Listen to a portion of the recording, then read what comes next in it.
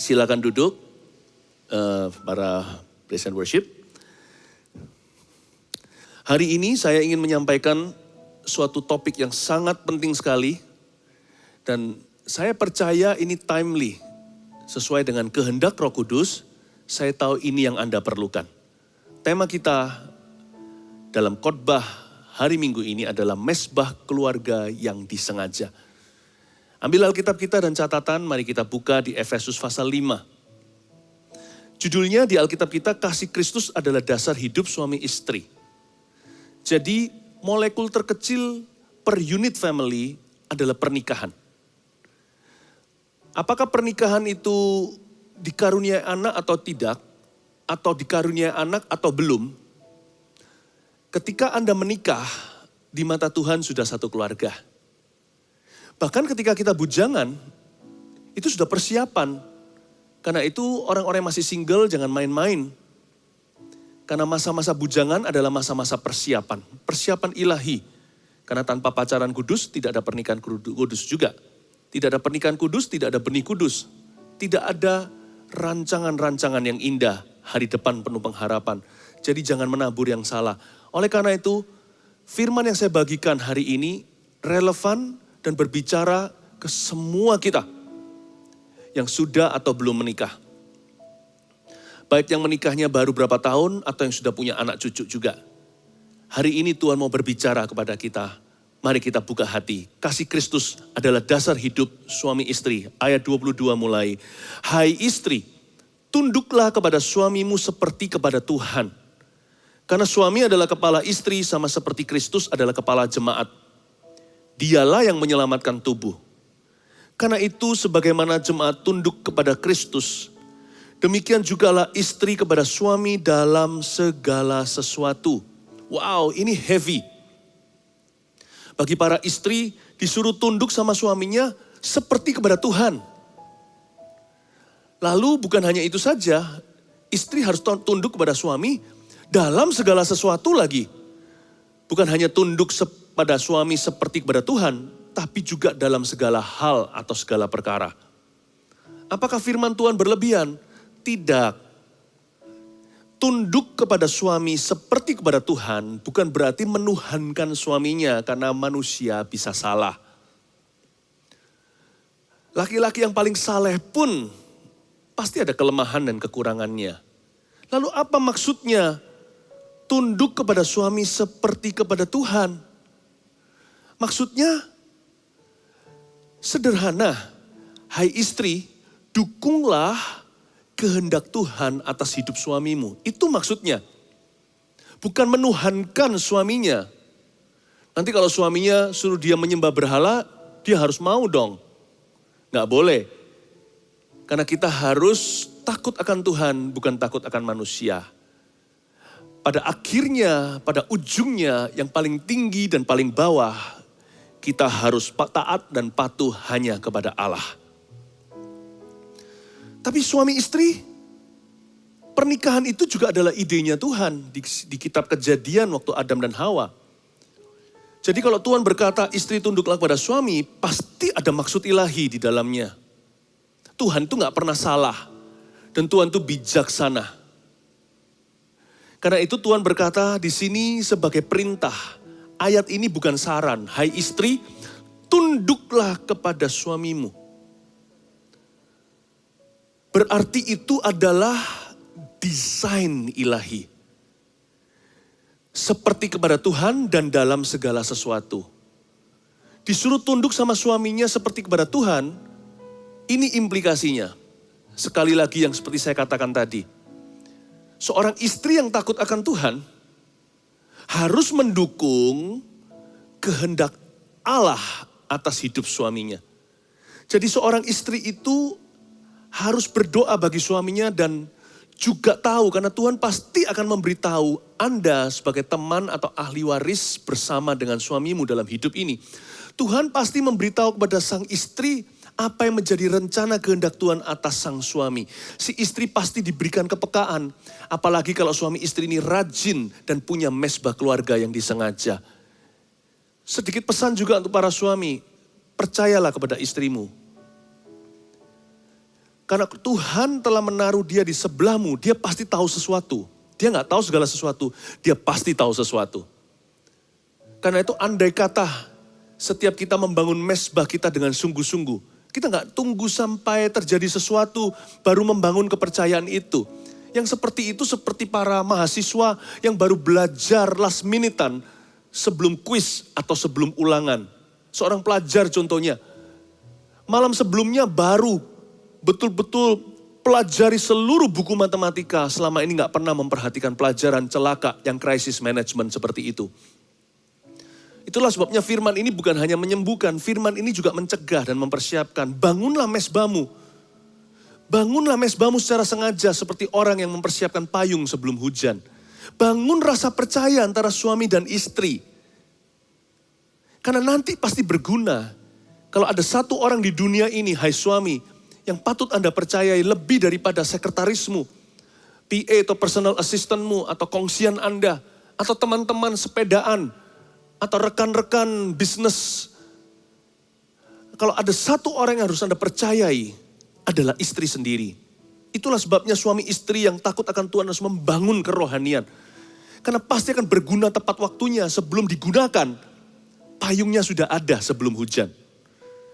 Nah dimulai, tapi kenapa kok Tuhan mulainya dengan istri dulu ya? Pernahkah Anda perhatikan di ayat 22 kenapa bunyinya enggak begini? Hai suami, bukankah suami kepala keluarga? Bukankah dia imam? Kenapa kok istri dulu? Karena memang wanita itu diberi Tuhan satu karunia namanya pengaruh. Wanita itu pengaruh. Suami atau laki-laki itu pemimpin. Dia pembangun rumah. Tapi perempuanlah atmosfernya. Karena Tuhan tahu istri itu sangat influential. Maka itu firman Tuhan lewat jari jemari Paulus, surat Paulus kepada Efesus. Yang pertama-tama Paulus ajak bicara dulu. Yang pertama-tama Tuhan tujukan firman-Nya adalah kepada wanita. Hai istri. Waktu saya baca ini, saya bertanya, kenapa dalam kuliahnya Roh Kudus lewat surat Efesus, kenapa bukan laki-laki dulu yang dikerjakan oleh Tuhan? Kenapa Tuhan langsung mengerjakan ladangnya, yaitu perempuan? Karena itu istri harus tahu posisinya, sekalipun Anda bukan pemimpin. Anda leader juga di mata Tuhan. Sekalipun kepala keluarga itu bukan wanita. Tapi perempuan memegang kendali yang luar biasa sejak ciptaan. Lihat, Adam jatuh karena siapa? Memang Adam gak bisa salahkan Hawa. Itu loh perempuan yang kau taruh di sisiku. Dia yang gak cari gara-gara. Gara-gara dia aku jatuh. Gak bisa begitu. Kamu kan pemimpin, kamu buat putusan sendiri. Tapi lihat, coba lihat wanita seberkuasa apa dalam ciptaan Allah. Dia bisa menyeret ciptaan Tuhan yang pertama loh sebelum dia jatuh ke dalam dosa. Dan dia bisa dengan demikian ketika Adam dan Hawa jatuh ke dalam kesalahan, seluruh bumi ditarik masuk ke dalam kutukan. Dan sejak saat itu orang harus mati. Bayangkan how powerful you are. Let me speak to you first, ladies. Karena itu Tuhan berkata seperti ini. Hendaklah seorang istri yang takut akan Tuhan tunduk kepada suaminya seperti kepada Tuhan, garis bawahi. Seperti kepada Tuhan itu maksudnya sekali lagi tidak bisa saya cukup untuk menekankan ini lagi dan lagi. Seorang istri harus mendukung kehendak Tuhan atas hidup suaminya. Karena suami adalah titipan Tuhan kepada Hawa. Hah? Iya. Selama ini yang kita seringkali dengar secara klasik di dalam khotbah pengajaran tentang family adalah anak adalah titipan ilahi. Putra putri adalah titipan Bapak Sorgawi kepada papa mama. Betul, tapi sadarkah Anda suami adalah titipan Tuhan kepada istri. Adam adalah titipan Tuhan kepada Hawa. Ketika Tuhan menciptakan Adam, Tuhan berkata tidak baik laki-laki ini sendiri. Lalu Tuhan berfirman, aku akan aku akan ciptakan. Aku akan bentuk dari tulang rusuk.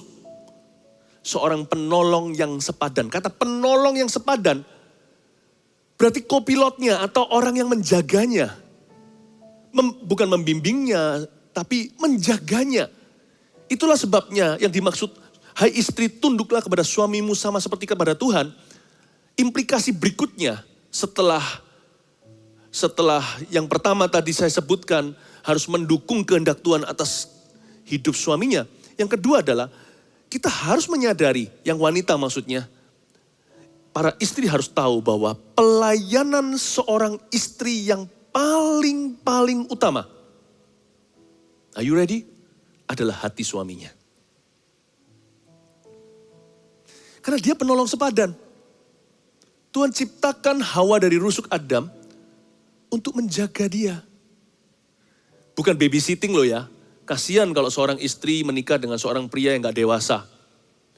Paling yang dewasa hanya umurnya. Kalau kita nonton film D itu untuk dewasa. Untuk 18 tahun ke atas. Usianya sudah 18 tahun ke atas. Sifatnya masih kekanak-kanakan. Kasihan. Makanya itu sekarang kalau di dalam Kristus tidak ada lagi Yunani, Yahudi, orang merdeka, budak, tidak ada pria, wanita. Saya berharap ketika Anda dalam hadirat Tuhan, defisit itu, baik kalau laki-lakinya yang kurang dewasa, akan diangkat oleh Kristus. Dekat sama Tuhan itu, kita akan diseimbangkan. Kalau sekarang wanitanya yang kurang tunduk, akan mulai menyusul penundukannya. Jadi tidak ada yang mustahil bagi Tuhan ya, kabar baiknya jangan sesali pernikahan Anda. Sama-sama aja cari Tuhan, nanti Tuhan samakan. Tapi, bagi seorang istri sekarang, sekalipun Anda bukan babysitter suami, ketahuilah, sadarlah, bahwa pelayananmu yang paling utama itu bukan singer di dalam gereja. Kalau seorang pengkhotbah, dia berkhotbah. Bahkan ada juga gembala sidang atau gembala-gembala jemaat yang adalah perempuan. Tuhan masih pakai yang namanya Deborah. Esther juga di marketplace, ada CEO yang luar biasa, ratu-ratu sejagat raya. Ada raja besi, raja kayu. Siapa bilang di dalam dunia bisnis yang biasanya didominasi laki-laki, kadang-kadang ada perempuan yang luar biasa, Iron Lady. Tapi bagaimanapun juga, apapun karirmu, apapun suksesmu, setinggi apa Tuhan mempromosikan, ingatlah selama Anda adalah keturunan Hawa, hai wanita. Apalagi kalau Anda menikah, remember one thing. Dan saya ngomong ini bukan supaya, bukan merendahkan kaum Hawa, dan juga membangkitkan gerakan-gerakan yang gak perlu seperti feminisme. Ya. Saya katakan tadi laki dan perempuan diciptakan sama, malah justru perempuan yang disebut dulu berarti lebih berpengaruh. Maksud saya bilang begini adalah, kalau Anda keturunan Hawa, dan kalau Anda menganggap dirimu adalah seorang perempuan yang takut akan Tuhan, apalagi kalau sudah menikah, ingatlah bahwa pelayananmu yang paling penting di mata Allah Bapa adalah hati suamimu. Jadi kenali hati sang suami. Hati setiap laki-laki itu berbeda soalnya. Sama dengan sidik jari kami, tidak ada yang sama. Kenali hati suamimu. Mungkin bagi istri seorang yang melayani, gak harus pendeta sih, tapi pelayanan gereja, mungkin hal-hal seperti kita tahu, Anda mesti tahu waktu-waktu peka kapan. Suami jangan diajak berantem sebelum pertemuan penting. Ya. Penguasaan diri, mawas diri. Ada juga beberapa wanita, beberapa istri yang tanpa sengaja sih, lugu saja di depan teman-temannya, suka merendahkan suaminya. Suaminya ada di sana. Mending rasan-rasan di belakang, ini di depan orang. I think dengan cara gitu Anda melanggar pelayanan utamamu di hidupmu. Apapun suksesmu ya, gak sebanding dengan bagaimana Anda ditaruh Tuhan di sebelah sang suami untuk menjaga hati. Kadang-kadang juga perlu saring berita. Kita harus tahu suami kita ini sering kesleo di mana. Sering terpelecok di mana. Dia paling gak suka dengan orang tertentu. Nah kalau kita tahu itu, supaya hati sang suami sembuh, kita doakan diam-diam, pelan-pelan nasihati. Mungkin katakan sang wanita, sang istri, diam-diam dengan cara yang hati-hati dan bijaksana. Seperti wanita bijak di Alkitab. Seperti Abigail bicara sama Daud untuk mencegahnya berbuat kesalahan. Diselipkan perlahan-lahan agar sang suami sadar di mana kesalahannya. Nah kalau Anda tahu ada berita hot tentang sesuatu yang memang dia benci, saring itu. Bukan berarti nggak terbuka segala sesuatu, tapi harus tahu. Sang istri itu punya ministry adalah merajut hati Tuhan ke dalam hati suami.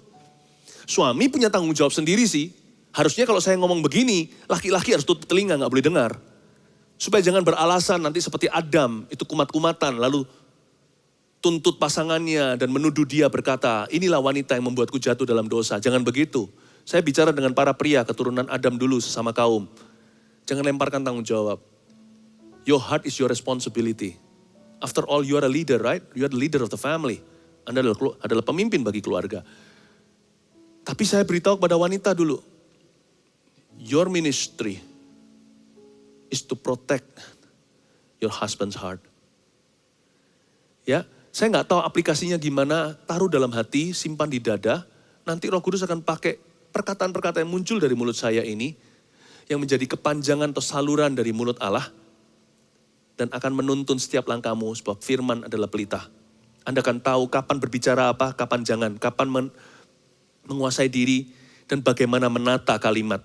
Bagaimana membawa diri dan tahu seluk-beluk hati suami. Kenali. Jadilah berkat buat keluargamu. Jadilah berkat buat suami. Wah, kalau ngomong demi ngomong begini ya, bicara seperti ini kok kayaknya yang bombardir yang perempuan. Kapan laki-laki? Oh, siap-siap. Ayat berikutnya, ayat 25. Hai suami, kasihilah istrimu sebagaimana Kristus telah mengasihi jemaat dan telah menyerahkan dirinya baginya. Untuk menguduskannya sesudah ia menyucikannya dengan memandikannya dengan air dan firman. Berhenti sampai sana. Mulailah.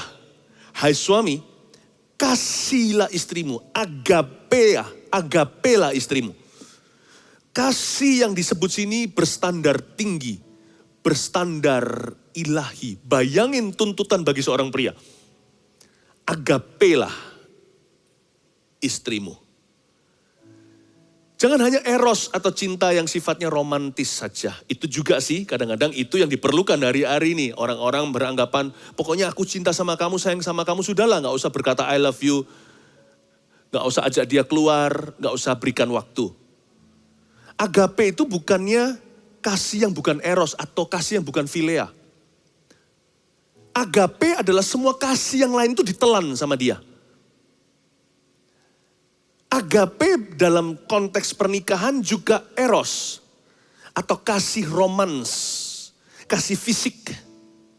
Termasuk di dalamnya bahkan lebih dari itu. Jadi bukan pilih salah satu seperti orang pilih menu.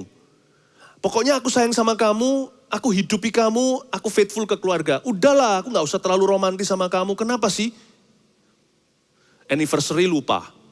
Jangan salah loh, agape tidak menghapus eros dalam pernikahan. Kalau enggak nikah enggak boleh ada eros. Agape itu termasuk dan melampaui eros.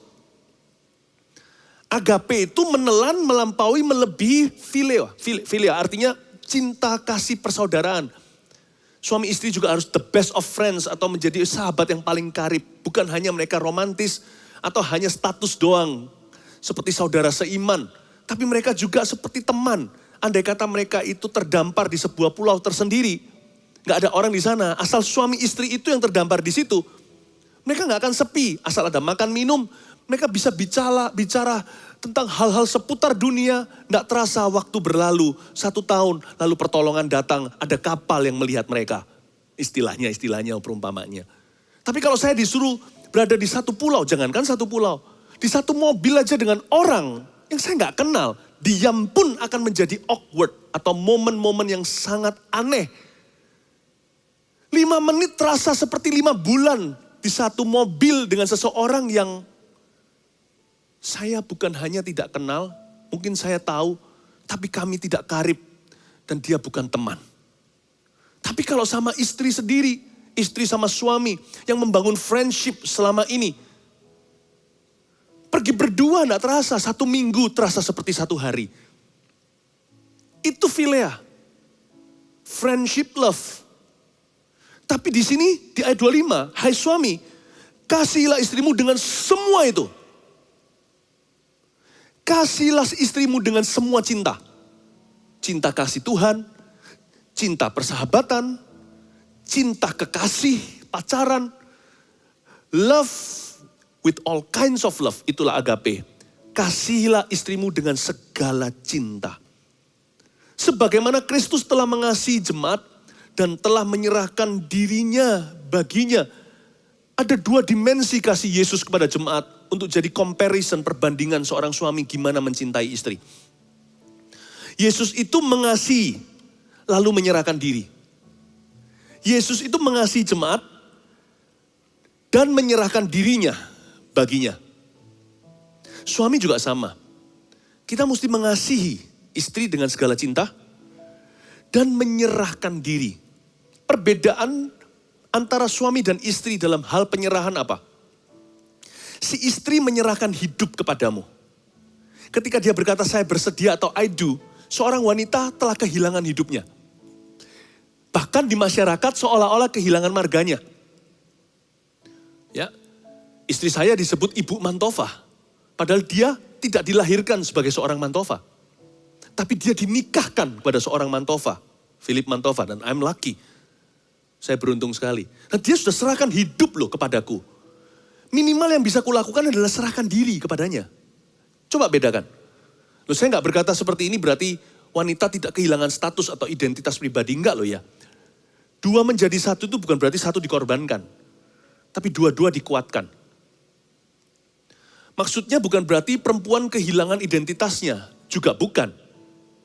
Bukan. Maksud saya adalah sejak sang istri itu menikah dengan sang laki-laki. Sekalipun mereka bisa sama-sama double karir. Seperti banyak orang di dunia ini, suami kerja, istri kerja. Kerjaannya pun beda. Bahkan secara psikologi disarankan di luar sana. Tentunya ada perkecualian. Namun demikian sangat dihimbau agar suami istri tidak kerjanya di dalam ruang kantor yang sama. Ini adalah sesuatu yang umum. Biasanya penilaian masyarakat. Maka kadang-kadang mereka bisa karirnya double. Sendiri-sendiri, punya kerjaan sendiri-sendiri, begitulah. Tapi bagaimanapun juga di mata Tuhan, sang istri ikut panggilan suaminya. Bisa jadi sang istri berpendapatan lebih tinggi dari sang suami, tapi di mata Kristus tetap sama. Suami adalah kepala, berarti istri itu mendukung panggilan suaminya. Keuangan kan nomor 2, hanya bicara soal keran. Tuhan itu adil ketika double karir, dua-dua pekerjaan. Kerannya dua-dua terkucur dengan air, dengan supply, dengan persediaan. Kuotanya sekian. Katakan kalau salah satu ada gangguan, sang istri atau suami, pekerjaannya macet atau gimana, pemasukan gak seberapa. Tuhan bisa loh kencangkan arus deras keran yang masih terbuka, entah dari pekerjaan suami atau dari pekerjaan istri, Tuhan bisa double, Tuhan bisa melipat gandakan berkat. Karena bagi suami istri di mata Tuhan, tidak ada pisah harta.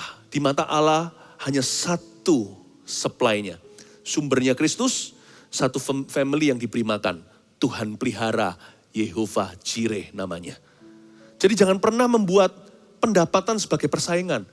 Tapi saya mau bicara bahwa di mata Allah, apapun kondisi pendapatanmu, bagaimana karirnya, yang satu pekerja, yang satu ibu rumah tangga, atau dua-dua punya pekerjaan, di mata Tuhan sang istri ikut suami panggilannya. Nah kalau sang istri sudah memberikan hidup kepadamu, hai kaum Adam, saya rasa tidak berlebihan, tidak keterlaluan kalau kita serahkan diri. Dia serah hidup, kita serah diri. Itulah sebabnya seorang suami harus rajin memperhatikan istrinya. Apa susahnya beri perhatian dan beri waktu? Dia sudah beri hidupnya kepadamu. Apa susahnya beri pujian? Apa susahnya bukakan pintu? Nanzihan tajangfu. Kata bahasa Chinese-nya, aku ini macho man, bukan? Aku ini kan pria dengan ego segunung es. Istrimu lo sudah serahkan hidupnya. Kalau gak happy ya dia seumur hidup gak happy denganmu. Dia sudah menikah denganmu, sudah jadi milik orang. Dia sudah tinggalkan papa mamanya. Apa susahnya dia sudah serahkan hidupnya, Anda serahkan diri. Yesus ajarkan Kristus mengasihi jemaat. dan dia menyerahkan diri, namanya Immanuel. Coba nggak percaya? Merem, tutup mata dan berkata, Yesus, dia langsung ada di situ. Dia nggak berkata, nanti ya, tunggu ya. Dia nggak suruh malaikatnya, nggak suruh Gabriel untuk temanimu. Namanya Immanuel, Allah beserta kita. Dia sendiri yang turun tangan. Tentunya nggak bisa kita seenaknya tinggalkan rapat, enggak. Saya nggak berkata langsung seketika. Tetapi yang menjadi interest atau menjadi kepentingan istri Anda, apalagi kebutuhannya, harus menjadi top priority-mu. Jangan prioritaskan hanya kerja. Kerja itu untuk dapat sesuatu. Istri adalah untuk menikmati segala sesuatu yang telah Anda usahakan di bumi. Karena itu prioritaskan istri Anda. Dan mari kita prioritaskan istri kita. Kalau Tuhan menyerahkan dirinya kepada gerejanya, kita juga harus menyerahkan diri kita kepada istri kita. Apa susahnya beri waktu? Dia sudah beri hidupnya kepadamu dan kepadaku. Itu maksudnya. Ayat 27. Supaya dengan demikian ia menempatkan jemaat di hadapan dirinya dengan cemerlang, tanpa cacat atau kerut, atau yang serupa itu. Tetapi supaya jemaat kudus dan tidak bercela, Yesus menempatkan jemaat di hadapan dirinya dengan cemerlang, tanpa cacat atau kerut, atau yang serupa. Kita juga harus menempatkan istri kita di hadapan diri kita dengan cemerlang, tanpa cacat atau kerut, atau yang serupa. Seperti yang saya katakan tadi, bahagiakan istrimu. Membahagiakan istri kita dengan cara yang baik, dengan cara yang berkenan kepada Allah, itu sangat memuliakan Tuhan. Membahagiakan istri kita dengan cara yang Alkitab ajarkan, yang tidak melanggar firman, hal itu berkenan di hati Yesus Kristus. Tempatkan jemaat di hadapan dirinya dengan cemerlang tanpa cacat celah.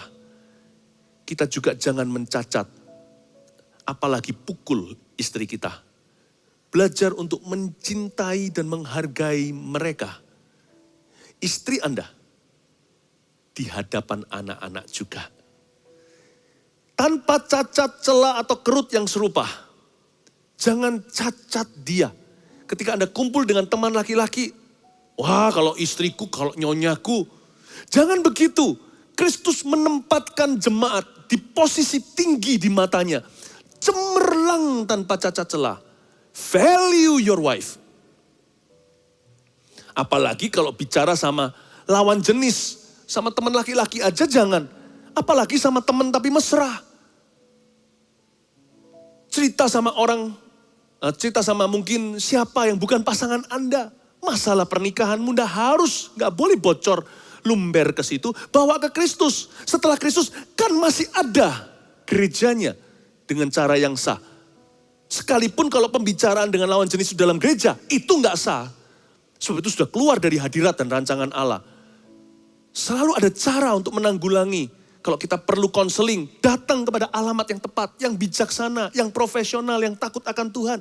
Orang-orang yang berada di posisi untuk menasihati. Dan menjaga rahasia pula. Saya selalu ajarkan di gereja kalau mau konseling lawan jenis, apalagi kalau orang sudah menikah, selalu suami istri, konseling suami istri. Dan tidak boleh masuk ke dalam masalah mereka terlalu dalam memberikan empati, tapi jangan terseret ke dalamnya. Ada tanggung jawab. Kan ada jalurnya semua itu. Jangan ada teman tapi mesra. Apalagi kalau api lama dari SMA. Jangan cacat dia. Taruh dia di hadapanmu, hai suami, istrimu itu dengan cemerlang tanpa cacat atau kerut. Bahkan di depan anak juga jangan jatuhkan. Anda harus bela mamanya. Apalagi kalau anak laki-laki. Anak cowok itu kalau papanya strength, kuat ya kan. Anak cowok akan respect dan hormat. Nah biasanya kurang hormat sama mami. Kecuali kalau mereka melihat papanya sangat belanin maminya. Papanya sangat menyanjung tinggi. Apa kata mama, kata papa. Nah laki-laki akan belajar bahwa perempuan itu berharga. Nanti jangan sampai putra-putra Anda, bukan putri maksudnya sini. Putra-putra Anda, jangan sampai mereka Anda salah didik, salah teladan. Akhirnya mereka nanti menjadi orang yang tidak menghargai perempuan. Di luar sana pacarannya gak keruan, pornografi dan sebagainya. Mereka harus bisa melihat figur mamanya itu berharga. Dan kalau Anda punya anak perempuan, mereka harus bisa lihat gimana cara papanya memperlakukan wanita. Anak itu akan punya patron suatu hari bagaimana cari jodoh bagi dirinya. Penting sekali hai ayah, hai suami, cemerlang tanpa cacat dan kerut yang serupa itu kau letakkan suami di matamu. Dilekukan biji matamu itu, dia harus begitu. Itulah sebabnya saya katakan sini, seorang laki-laki jangan menuntut apa-apa dari istrinya, apa yang dia sendiri belum berikan kepadanya. Do not demand from your wife what you have not given to her.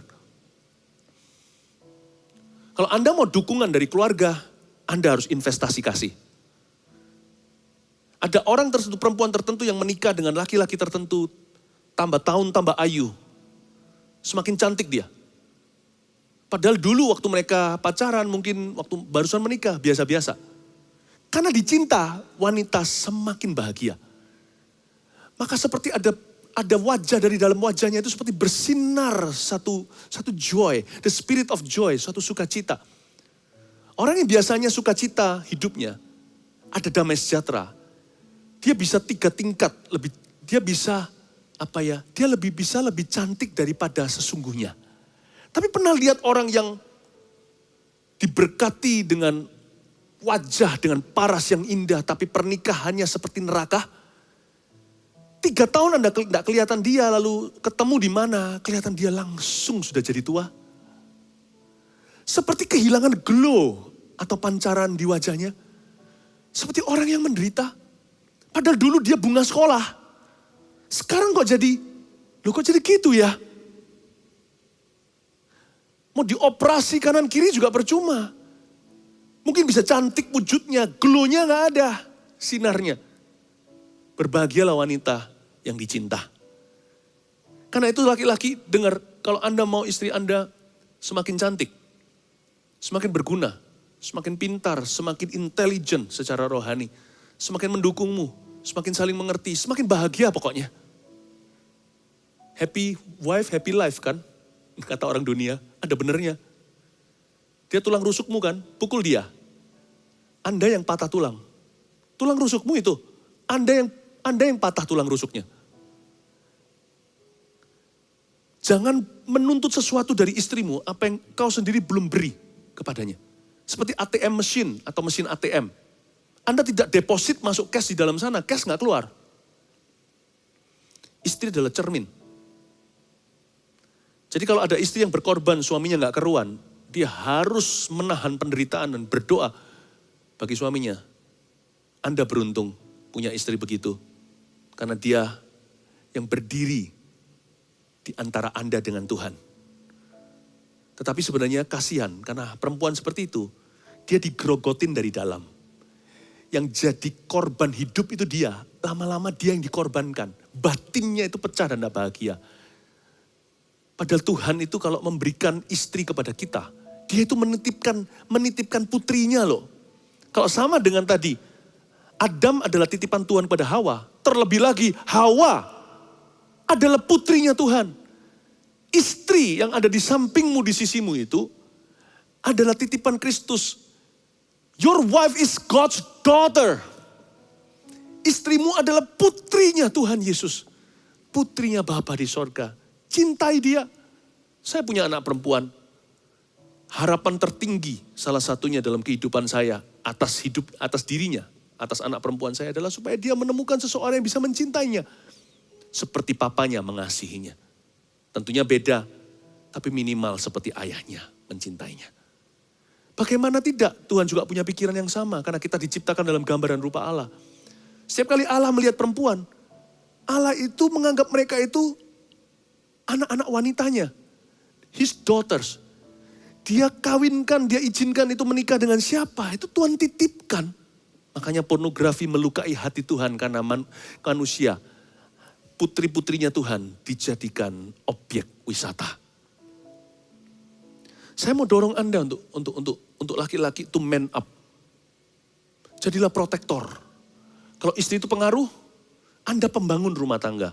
Gak heran kan, waktu puber, laki-laki dan perempuan, katakan waktu umur 12-an, cowok dan cewek di sekolah susah untuk pacaran. Kalau ada pun nekat. Kenapa? Karena ini laki, ini perempuan. Waktu mereka dulu sama-sama kecil, balita dan sebagainya, mereka sama-sama mungilnya. Lalu waktu mulai pubertas, tiba-tiba yang laki masih di sini, umur 12 katakan, yang perempuan langsung begini. Wush. Lucu kan gandeng tangan gini kayak mama bawa anaknya. Padahal usianya sama. Kenapa Tuhan buat laki-laki agak sedikit terbelakang menunggu perempuan yang mature dulu, yang dewasa dulu? Mau tahu kenapa? Karena wanita itu biar begitu dulu, karena laki-laki perlu persiapan lama. Karena mereka kan jadi pemimpin rumah tangga, kepala keluarga, mereka pembangunnya, mereka protektornya, mereka pelayannya seperti Yesus mengasihi dan memberi diri. Mereka yang menjadi teladan, yang melayani dulu, dan menyerahkan nyawa kalau perlu. Itulah sebabnya mereka lebih lama dibentuk sama Tuhan, karena partikel-partikel di dalamnya. Laki-laki mungkin masih bicara game, perempuan sudah dewasa bicaranya. Mateng dulu kata dunia. Tapi laki-laki dilamain masa kanak-kanaknya. Supaya dia punya masa kanak-kanak yang bahagia. Supaya nanti dia gak kekanak-kanakan kalau dia dewasa. Makanya itu perempuan balap dia dalam ketinggian. Tapi nanti waktu mulai umur 14, yang perempuan jadi kurcaci. 16 apalagi, waktu umur 16 itu makannya 7 bungkus nasi. Tiba-tiba langsung super tinggi. Gak harus laki-laki itu dari keluarga yang tinggi. Tapi pria akan cepat meroket ke atas di usia tertentu. Tapi di usia sebelumnya dia melambat. Why? Karena Yesus perlu waktu lebih lama. Bapak untuk menggarap pemimpin-pemimpin keluarga. Karena dia harus jadi teladan. Karena seperti Yesus menyerahkan diri, dia harus melayani. Dan dia harus menyerahkan nyawanya kalau perlu. Jadi kalau ada apa-apa sesuatu terjadi, gak bisa laki-laki cemplung dulu masuk ambil skoci. Laki-laki harus tinggal di kapal tenggelam di Titanic itu. Perempuan dan anak dibawa dulu dengan perahu atau dengan pelampung yang ada di situ. That's manhood. Sacrificial leadership. Perlu waktu lebih lama lagi. Karena Tuhan menghendaki pria menjadi seorang pelayan. Harusnya rasionya begini, yang sehat. Ini bukan kata Tuhan ya, ini sekedar sebuah hikmat. Kata-kata hikmat. Dalam dunia ngalah dan mengalah, laki-laki dan pria, suami dan istri, harusnya 60 dan 40. Pria harus ngalah 60%, wanita 40%. 70-30 juga gak apa-apa sih. Cuma nanti kan yang wanita gak bahagia, gak main peran dalam hubungan. Tapi kalau sekarang faktanya adalah yang perempuan yang 60, yang laki gak mau ngalah. Apalagi yang laki cuma 30-20 atau gak pernah ngalah sama sekali. You have not stepped into godly manhood yet. Anda belum masuk ke dalam kejantanan surgawi. Anda belum masuk ke dalam Christ-like manhood Adam yang baru. Kristus itu. Pria yang menjadi teladan kita. Itulah sebabnya, hai perempuan yang masih bujangan, jangan tergesa-gesa mau pacaran. Yang rugi Anda, bukan yang pria, yang laki-laki. Yang laki-laki akan melupakanmu nanti kalau dia kekanak-kanakan, putus, katakan, tunggu dulu. Timba ilmu yang perempuan, harus bisa ini itu supaya suatu hari penundukanmu adalah karena firman Allah. Penundukanmu adalah karena cinta, bukan karena terpaksa. Anda tidak bisa apa-apa. Itu tidak bisa, ini tidak bisa, itu tidak mampu, ini tidak mampu. Harus bergantung dengan laki-laki. Jadi Anda takut, tundukmu karena takut dan dijajah. Bukan begitu. Timba ilmu. Jadi perempuan yang brilian. Yang bukan hanya liatin kukunya saja sehari-hari. Ya perlu kecantikan, tapi bukan hanya itu doang. Anda perlu berbenah diri. Supaya nanti penundungan dirimu karena kasih. Laki-laki juga sama. Yang masih bujangan jangan cepat-cepat pacaran. Kuatkan dulu karaktermu. Bangun kejantanan sorgawi. Teladani Kristus bertumbuh dan dewasa dalam iman. Sambil juga kejar ketinggalanmu. Kalau perempuan bisa ini itu. Anda harus lebih mampu, suatu hari Anda yang mimpin loh, family. Anda harus lebih tegar, lebih kuat. Supaya nanti Anda siap masuk ke dalam saham sorga. 60% ngalah, itu di sisimu. 40% di sisi istrimu suatu hari. Tunggu dulu, bukan gak boleh pacaran karena apa? Bukan. Tunggu sampai usianya matang. Tunggu sampai Anda siap. Dan yang sudah menikah, yang sudah terlanjur, dulu sama-sama gak siap. Bahkan mungkin juga ada kasus yang kecelakaan di luar pernikahan, sebelum menikah maksudnya. Bagaimana sekarang? Ya sudah, yang lama sudah berlalu, yang baru sudah datang. Yang penting sekarang lihat ke depan, gak ada kata telat. Seperti saya katakan tadi, kalau sama-sama cari Tuhan, nanti disamakan. Defisitnya akan segera diangkat oleh Tuhan. Cemerlang tanpa cacat atau kerut atau yang serupa. Ayat 28. Demikian juga suami harus mengasihi istrinya, sama seperti tubuhnya sendiri. Siapa yang mengasihi istrinya, mengasihi dirinya sendiri. Ya, itulah maksudnya Tuhan menitipkan putri. You love her, you love yourself. Kalau kita mengasihi istri kita mengasihi diri kita sendiri. Istri kita patah tulang, rusukmu patah. Sebab tidak pernah orang membenci tubuhnya sendiri, tetapi mengasuhnya dan merawatinya. Sama seperti Kristus terhadap jemaat. Karena kita adalah anggota tubuhnya. Sebab itu laki-laki akan meninggalkan ayahnya dan ibunya. Dan bersatu dengan istrinya. Ini laki-laki yang sudah dewasa, sudah siap untuk meninggalkan sarangnya. Gak sedikit-sedikit teriak, mama, mama. Cintai orang tuamu, kasih ayah ibu. Jadilah seorang anak yang selalu syausun atau patuh pada papa mamanya. Tapi jangan jadi anak mama. Kalau Anda mau jadi kepala keluarga, ini waktunya Anda siap. Secara emosi juga. Ayat 31 lagi. Sebab itu laki-laki akan meninggalkan ayahnya dan ibunya dan bersatu dengan istrinya. Sehingga, garis bawah itu, ini tujuan. Keduanya itu menjadi satu daging. Oke, satu daging itu seks bukan? Seks adalah salah satu berkat dalam pernikahan. Satu daging itu melebihi dari itu. Itu intimacy. Atau keintiman yang sifatnya sepanjang hari seumur hidup. Keduanya menjadi satu daging. Rahasia ini besar. Ayat 32. Tetapi yang aku maksudkan ialah hubungan Kristus dengan jemaat. Saya ingin bicara tentang ayat 30. Keduanya menjadi satu daging. Ayat 31. Keduanya itu menjadi satu daging. Lanjut ayat 32. Rahasia ini besar. Yang dimaksudkan adalah hubungan Kristus dengan jemaat. Pernikahan bukan untuk seks. Seks adalah berkat setelah pernikahan yang diberikan Tuhan pada Adam dan Hawa dengan pesan beranak cuculah.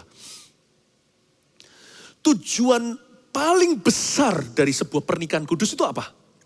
Tertulis di ayat 31 dan 32. Supaya mereka jadi satu daging, mereka jadi suami istri. Lalu mereka masuk dalam sebuah rahasia besar, yaitu hubungan Kristus dengan jemaat. Ini bukan bicara tentang pelayanan di gereja.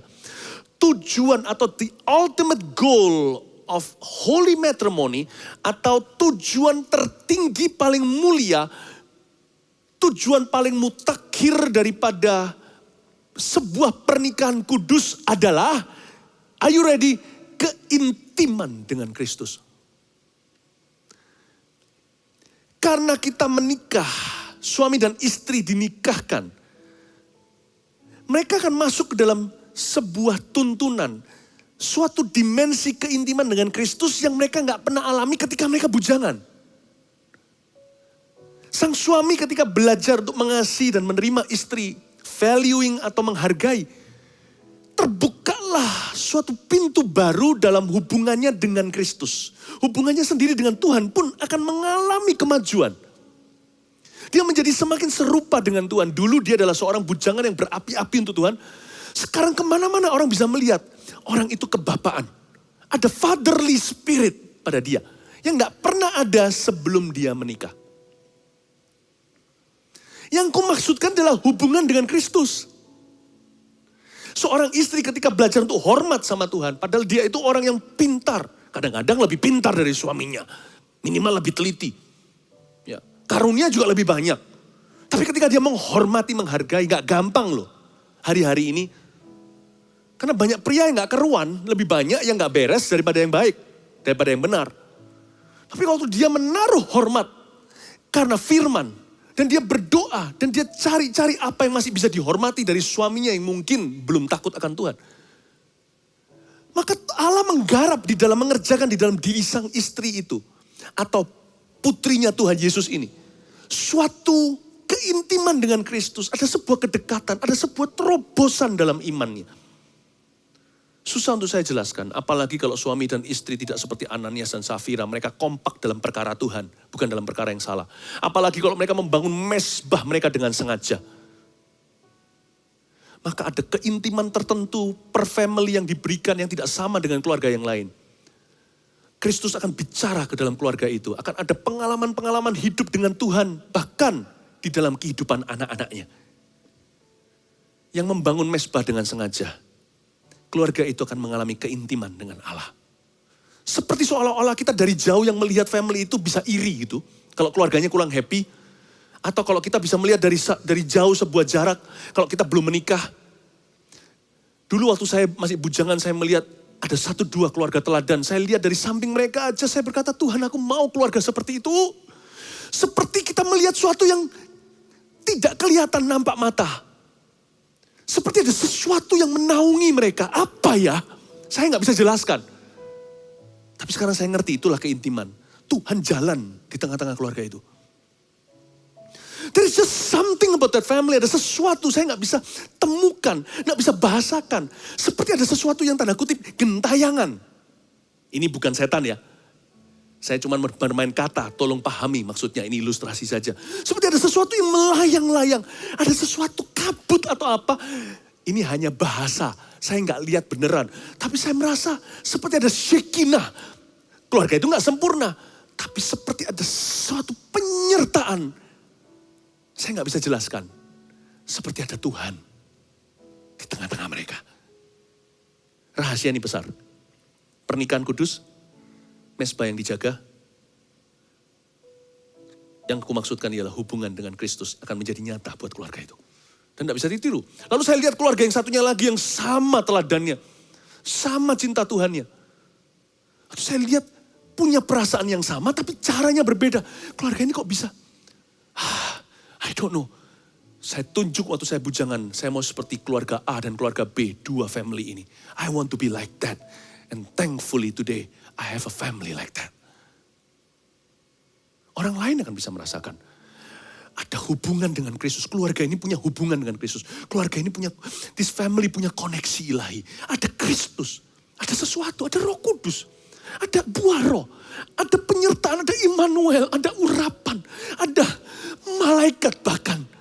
Ada kekudusan. Ada sesuatu yang tidak semua keluarga miliki. Keluarga bisa menjadi neraka di bumi, tapi juga bisa menjadi sorga di dunia. Tidak sempurna, quarrel ada. Suami istri yang gak pernah konflik itu, suami istri yang gak pernah bertumbuh. Pasti ada. Tapi konflik mereka, karena Tuhan beserta, akan membuat mereka semakin dekat dengan Tuhan. Dan semakin erat juga hubungannya. Bukan berakhir di perceraian, malah mengalami pembentukan dan berakhir pada persatuan. Ayat terakhir dengan ini saya selesai.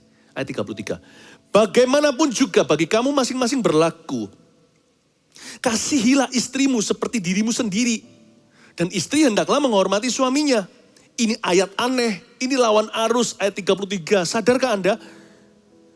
Bagaimanapun juga bagi kamu masing-masing berlaku. Ini Paulus kenapa kok memakai jurus berlawanan? Diberitahu pada suami, dia beritahu suami kasihilah istrimu seperti dirimu sendiri. Suami kasihilah istrimu. Laki-laki itu bukan makhluk kasih. Coba lihat kalau Anda punya putra masih kecil. Kasih boneka sebentar lagi rambutnya rontok semua diajak berantem. Cus. Apalagi kalau sudah lihat film-film superhero dan sebagainya. Pria itu alaminya bukan makhluk kasih tapi respect. Laki-laki itu respect, dunia respect. Main sepak bola, main basket, olahraga. Kita mainnya enak, dapat respect dari teman-teman. Nanti tambah dewasa, semakin besar. Laki-laki selalu tanya kepada sesama kaum Adam. Hey, kerjanya apa. Mereka jarang bicara soal keluarga, karena pekerjaan adalah kebanggaan, mobil yang mereka kendarai, ya kan, pakaian yang mereka kenakan dan sebagainya. Di situ mereka dapat respek. Dunia laki-laki itu penuh dengan respek. Kasih tidak kita bicarakan. Keluarga tidak kita bahas dengan teman, sesama kawan. Enggak. Tetapi pencapaian, siapa bisa dapat apa, siapa bisa taklukkan siapa. Tapi justru Paulus bilang gini, Tuhan Yesus yang ngomong begitu. Karena lewat Paulus, dia suruh kita, para pria untuk mengasihi. Jadi makhluk kasih. Sedangkan wanita, istri hendaklah menghormati suaminya. Wanita itu makhluk kasih. Kenapa enggak perintahnya istri kasihi suami? Kan lebih mudah, lebih alami. Dari kecil dikasih boneka, dilap-lap bajunya, diberikan pakaian, dimandiin, dikeramasin, dijaga. Lihat mainan-mainan anak perempuan, tentunya ada perkecualian. Tetapi pada umumnya terawat, masih ada. Di gudang disimpan dengan baik sampai dia dewasa. Laki-laki hampir runtuh, hampir hancur semuanya mainannya. Tapi justru laki-laki disuruh lembut, kamu harus kasihi. Yang perempuan, makhluk kasih, malah disuruh menghormati. Loh, perempuan dengan perempuan lebih mudah saling menghormati loh. Pernah lihat nggak kaum Hawa membela sesamanya? Bahkan terhadap suaminya sendiri, katakan kalau ada pembicaraan yang sifatnya menghina temannya. Dia kan berdiri loh, langsung mengambil sisi, di sisi teman perempuan atau teman wanitanya. Dan berkata nggak boleh begitu, cantik kok dia dan sebagainya. Lihat caranya kalau masih teman-teman sekelompok anak-anak kecil, wanita, mereka mau pergi ke belakang contohnya, mereka bisa sama-sama saling dukung, gandengan tangan pergi ke WC. Waktu masih SD. Mereka, kalau kaum Hawa, perempuan itu lebih mudah untuk respect dengan sesamanya. Lebih susah respect dengan laki-laki, karena laki-laki itu kurang peka, gak sensitif. Ya kan? Perempuan untuk mencari figur pria untuk dihormati, itu lebih gak gampang. Karena wanita lebih delicate. Lebih seperti barang mewah, fragile, mudah pecah. Jadi bahasa mereka itu sensitif. Laki-laki biasanya lebih kurang peka, cenderung kasar, apa adanya dan sebagainya. Kok bisa ya?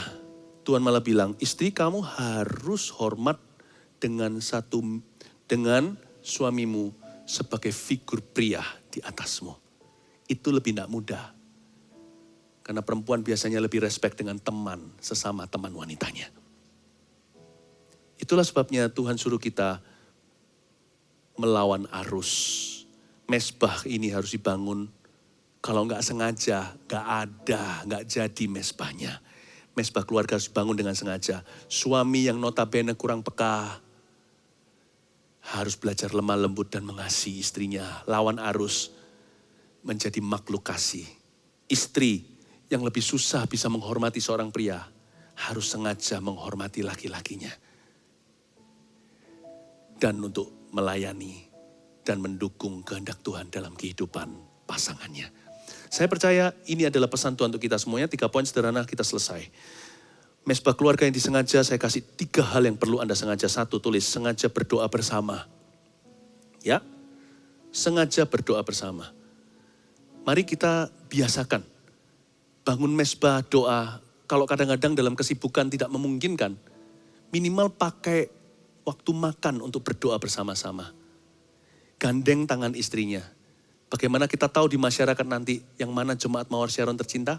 Saya himbau sebagai gembala Anda. Kalau setiap kali mau makan, ada orang gak ada orang, ada anak tanpa anak. Kalau Anda berdoa, mesbah yang paling murah, mesbah keluarga yang paling sederhana, gak mungkin lupa adalah waktu makan bersama. Kalau saat Anda having meal together, saya dorong Anda, saya kasih saran, pegang tangan istri Anda dan ucapkan berkat atas makanan itu. Ya, sengaja berdoa bersama. Lebih baik lagi adalah kalau ada waktu saat teduh bersama-sama, kalau memang ada waktu. Tapi paling tidak minimal Anda dapat waktu makan. Yang kedua, sengaja berkomunikasi. Ciptakan waktu keluarga, waktu berkualitas. Sekali lagi, pergunakan waktu makan untuk saat dan kesempatan untuk cerita-cerita hati ke hati. Karena waktu makan, ingat PR-nya, report atau memberikan laporan ke satu sama lain dan bahas cerita sharing-sharing dari hati. Sengaja berkomunikasi. 3, sengaja bermain bersama.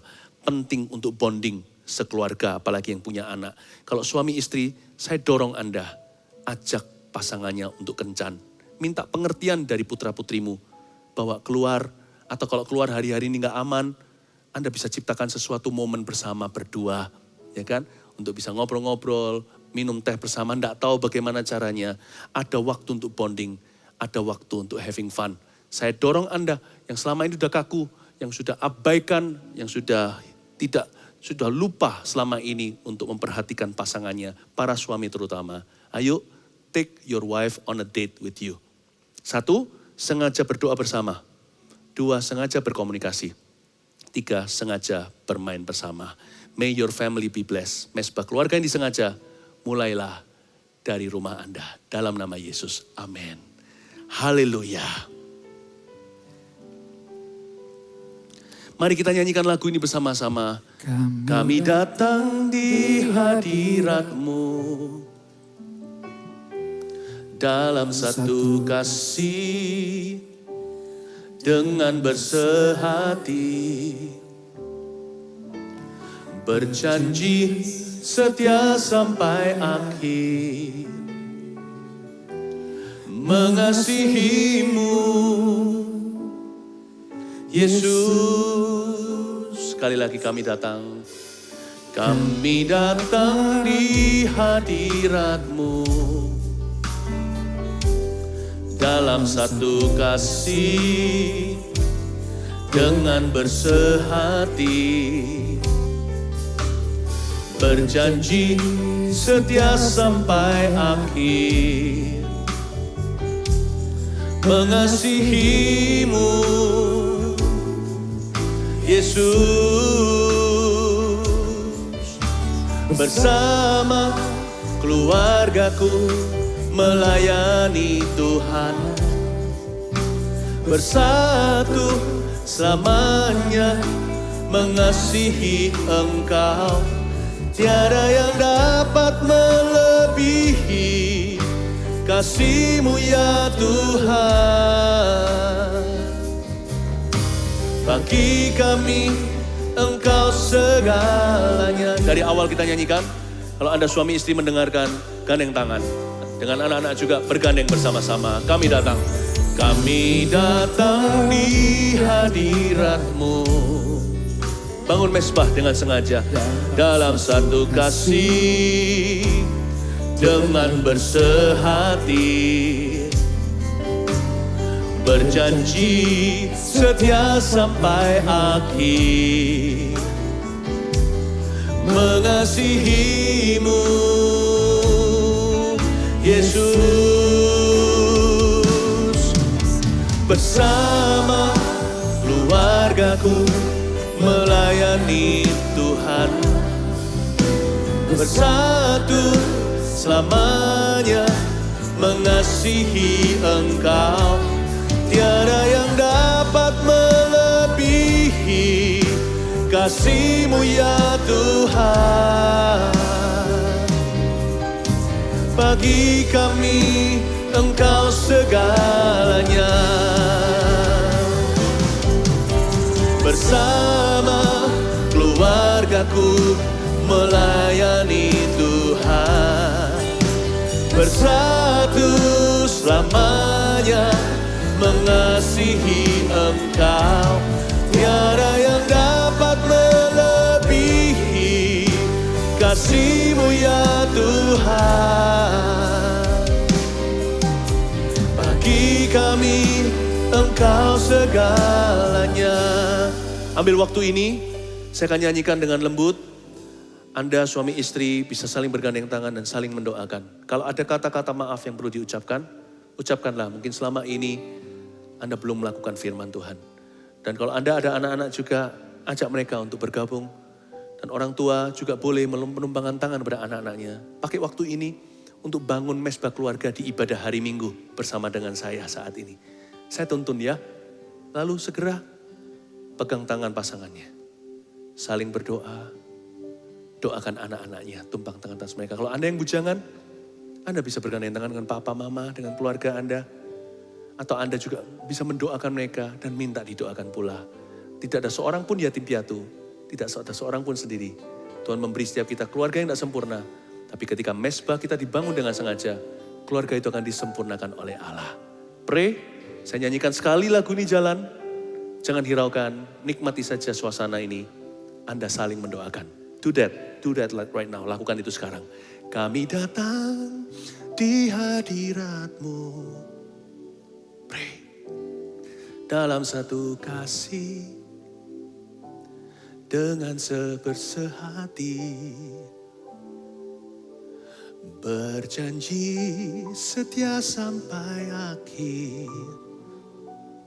Doa, mengasihi-Mu, Yesus, kami datang. Da-da-da, da-da-da-da, da-da. Doa. Da-da-da-da, da-da. Da-da-da-da, da-da. Du-du-du, du-du-du-du-du-du. Mengasihi-Mu, Yesus, bersama keluargaku melayani Tuhan, bersatu selamanya mengasihi Engkau. Tiada yang dapat melebihi kasih-Mu ya Tuhan. Bagi kami Engkau segalanya. Tumpang tangan, saling mendoakan, letakkan tangan di hati keluargamu. Bersama keluargaku melayani Tuhan. Bersatu selamanya mengasihi Engkau. Tiada yang dapat melebihi kasih-Mu ya Tuhan. Bagi kami Engkau segalanya. Angkat tanganmu bersama-sama sambil bergandengan, katakan, bersama keluargaku melayani Tuhan. Bersatu selamanya mengasihi Engkau. Tiada yang dapat melebihi kasih-Mu ya Tuhan. Bagi kami Engkau segalanya. Tiada yang melebihi kasih-Mu ya Tuhan. Tiada yang dapat melebihi kasih-Mu ya Tuhan. Bagi kami Engkau segalanya. Bagi kami Engkau segalanya. Bagi kami Engkau segalanya. Haleluya, haleluya. Mari angkat kedua tangan, terimalah berkat dari Allah Bapa di sorga. Setiap keluarga dikasihi Tuhan Yesus, setiap individu diurapi oleh Roh Kudus momen ini untuk mewarnai hari-hari esokmu. Mulai hari ini pulih, mulai hari ini disempurnakan, mulai hari ini terima pengurapan yang baru. Dalam nama Yesus Kristus, haleluya, amin. Selamat hari Minggu, happy Sunday, God bless you.